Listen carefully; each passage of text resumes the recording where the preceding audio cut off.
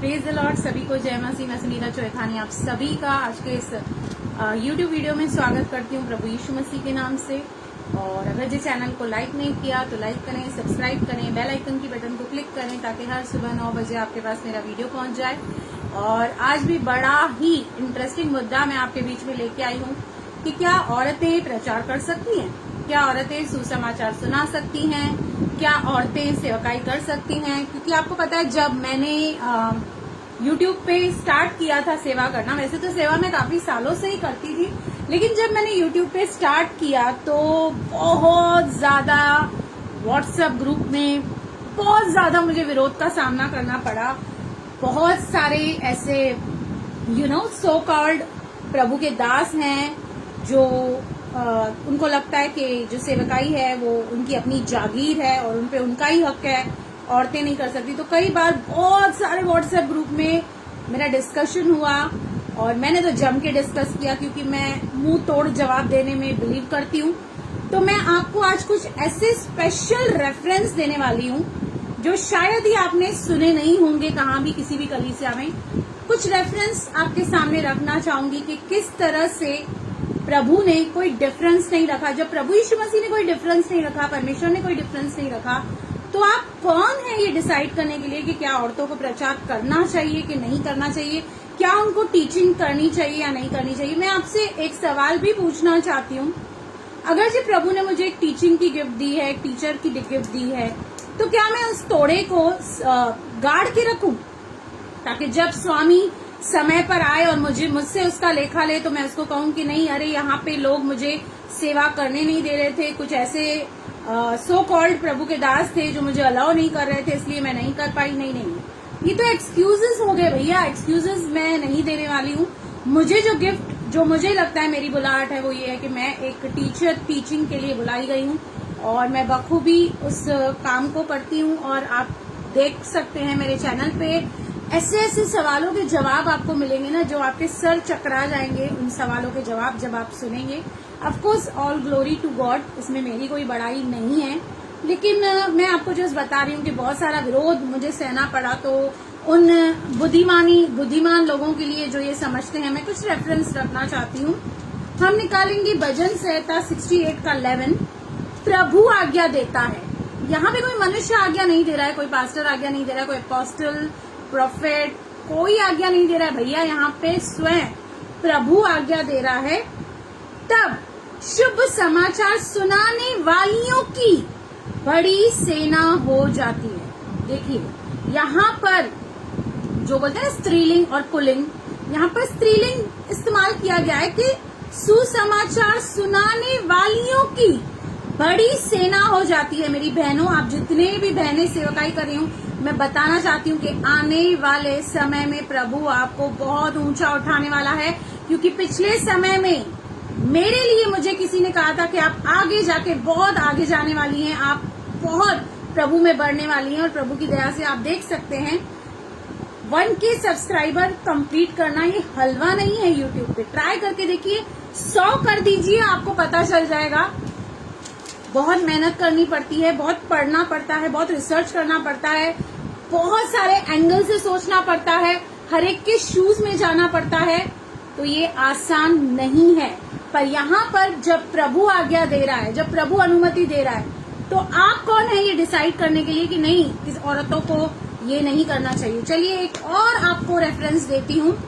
प्रेरितों 2 में जब हम देखते हैं कि सब इकट्ठे हुए थे पेंटिकॉस्ट के दिन, वहां पे एकाएक बड़ी आंधी आई और सारा घर उस आंधी से गूंज उठा। और 2 का 3 कहता है, उन्हें आग की सी जीभें फटती हुई दिखाई दी और उनमें से हर एक पर आग ठहरी, हर एक पर पवित्र आत्मा आई। वे सब, हाँ यहाँ पर ध्यान दीजिएगा, वे सब जितनी भी औरतें थी, जितने भी मर्द थे, वे सब, लिखा है, पवित्र आत्मा से भर गए। प्रभु ने पवित्र आत्मा को ये निर्देश नहीं दिया कि भैया लेडीज के ऊपर मत आना, लेडीज को आत्मा से नहीं भरना, क्योंकि उनको सेवकाई करना अलाउड नहीं है। लेकिन प्रभु ने बिना पक्षपात सभी के ऊपर अपनी आत्मा को उंडेला, पवित्र आत्मा उन पर आई, वे सब पवित्र आत्मा से भर गए और जिस प्रकार आत्मा ने उन्हें बोलने की सामर्थ्य दी, वे अन्य अन्य भाषा बोलने लगे। अब यहाँ पर भी क्लियरली परमेश्वर कोई डिफरेंस नहीं रख रहा है, सभी के ऊपर अपना आत्मा उंडेल रहा है। और आगे मैं क्लियर करती हूँ, इसी 2:17 पढ़ते हैं। परमेश्वर कहता है कि अंत के दिनों में ऐसा होगा कि मैं अपना आत्मा सब मनुष्यों पर, चाहे स्त्री हो या चाहे पुरुष हो, और जब पवित्र आत्मा का वो अभिषेक, वो दान आपके ऊपर आएगा तो आप चुप नहीं बैठेंगे, आप गवाह बनेंगे, आप इस्तेमाल होंगे, आपके अंदर वो गिफ्ट्स आएंगी, आपके अंदर वो रेवलेशंस आएंगे, प्रकाशन आएंगे। तो क्या आप घर में उसे गाड़ के बैठ जाओगे? और अपना आत्मा सब मनुष्यों पर उंडेलूंगा, तुम्हारे बेटे और तुम्हारी बेटियां भविष्यवाणी करेंगी, और तुम्हारे जवान दर्शन देखेंगे, और तुम्हारे पुरनिया स्वप्न देखेंगे। अब यहाँ पर भी इस पूरी चीज को खंडन किया जा रहा है। यहाँ पर एक लेडी को भविष्यवाणी करने की भी गिफ्ट दी जा रही है। हालेलुया। दूसरा, हम इसी प्रेरितों का हम चलेंगे लूका में, हम चलेंगे लूका 2 अध्याय में। यहाँ भी हम एक लेडी को देख रहे हैं कि किस तरह से प्रभु का आत्मा हमसे आज बात कर रहा है। लूका 2 उसका 36।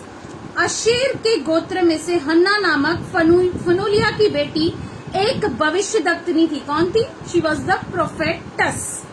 वह बहुत बूढ़ी थी और विवाह होने के बाद 7 वर्ष अपने पति के साथ रह पाई। वह 84 वर्ष से विधवा थी और मंदिर को नहीं छोड़ती थी, पर उपवास और प्रार्थना करके रात दिन उपासना किया करती थी।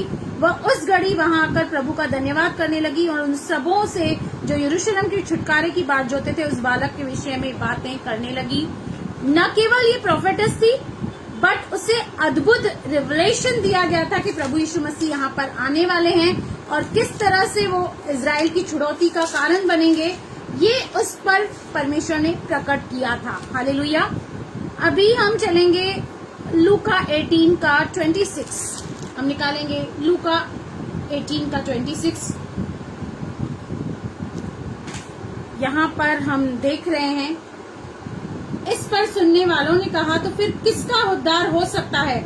उसने कहा, जो मनुष्य से नहीं हो सकता परमेश्वर से हो सकता है, क्योंकि परमेश्वर के द्वारा सब कुछ संभव है। एक लेडी भी प्रचार कर सकती है, गीत गा सकती है, बहुत अच्छी सेवा कर सकती है। क्योंकि आज आप फेसबुक देखिए, यूट्यूब देखिए, सबसे ज्यादा आपको प्रचारक अगर मिलेंगी ना तो लेडीज मिलेंगी, आपको जेंट्स कम मिलेंगे। कलीसियाओं में आज लेडीज ज्यादा हैं, जेंट्स कम हैं, और लेडीज बढ़ चढ़ के हर एक चीज में, हर एक बात में बढ़ चढ़ के हिस्सा लेती हैं, सेवकाई करती हैं। तो हमें इसी मुद्दे को फिर पार्ट 2 में कंटिन्यू करूंगी, शायद पार्ट 3 भी हो, जैसे प्रभु की इच्छा हो। तो फिलहाल के लिए तो आपके लिए इतना हजम कर लीजिए, इसके बाद फिर पार्ट 2 पार्ट 3 में हम और बातें करेंगे। क्योंकि एक बुद्धिमान स्त्री अपने घर को बनाती है और मूर्ख अपने हाथों से उसे ढा देती है। एक अच्छे व्यक्ति को बुरी पत्नी दे दीजिए, उसका पूरा जीवन खत्म हो जाएगा। पर एक बुरे व्यक्ति को अच्छी पत्नी आप दे देंगे तो उसका पूरा घर संवर जाता है। तो ये है पावर एक लेडी की। पर बहुत सारी बातें हैं जो हमें क्लैरिफाई करनी है, उसको मैं आने वाले समय में पार्ट 2 पार्ट 3 में क्लैरिफाई करूंगी। तो प्रभु आपको बहुत बहुत आशीष करे। आमेन, आमेन।